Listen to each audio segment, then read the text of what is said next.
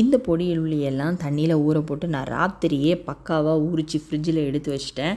என்னோடய ஸ்டார்டிங் வந்து இந்த நெல்லிக்காயிலேருந்து தான் ஸ்டார்ட் ஆச்சு. இந்த மாதிரி கழுவிட்டு அப்புறமா வேக வச்சு எடுக்கிறதுக்காக உள்ளே தூக்கி செட் பண்ணிட்டேன். ஏன்னா இப்போ ஜூஸ் போடுறதா இருந்தால் இன்னும் அதுக்கும் ரொம்ப நேரம் எடுக்கும். இது கொஞ்சம் நேரம் போட்டாலே வேக வச்சு கொடுத்துடலாம்.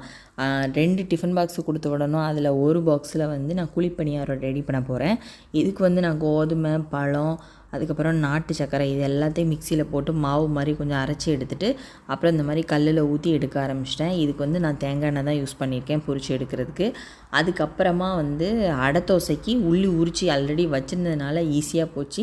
காலங்காத்தாலேயே கண் கலங்கலை.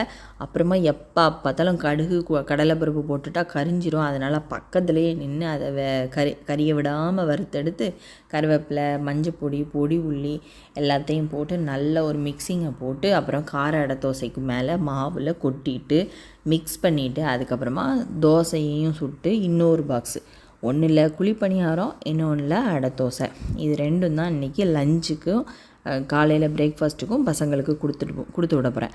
அதில் வந்து கொஷின் வரும், என்னென்னு எதை முதல்ல சாப்பிடணும் அப்படின்னு சொல்லிட்டு. எந்த டைம் உனக்கு ரொம்ப கம்மியாக இருக்குமோ அதில் வந்து குழிப்பணியாரத்தை சாப்பிட்டு நிறைய பிரேக் இருக்கிறதுல தோசையை சாப்பிடணும். ஏன்னா இந்த தோசை வந்து சூடாக சாப்பிடும்போது தான் ரொம்ப நல்லாயிருக்கும். சைடுலேயே வந்து இன்றைக்கி மில்க் டீ கிடையாது, அதனால் பிளாக் டீயை போட்டு கையில் கொடுத்தாச்சு. அதுக்கப்புறமா சைடில் ஒலையும் போட்டாச்சு. ஏன்னா அடுத்தால வந்து என் ஹஸ்பண்டு அப்புறம் என் பொண்ணெல்லாம் கிளம்பி போகிறது அந்த டைமிங்குள்ளே நான் சோறு பொங்கி முடிச்சிடுவேன்.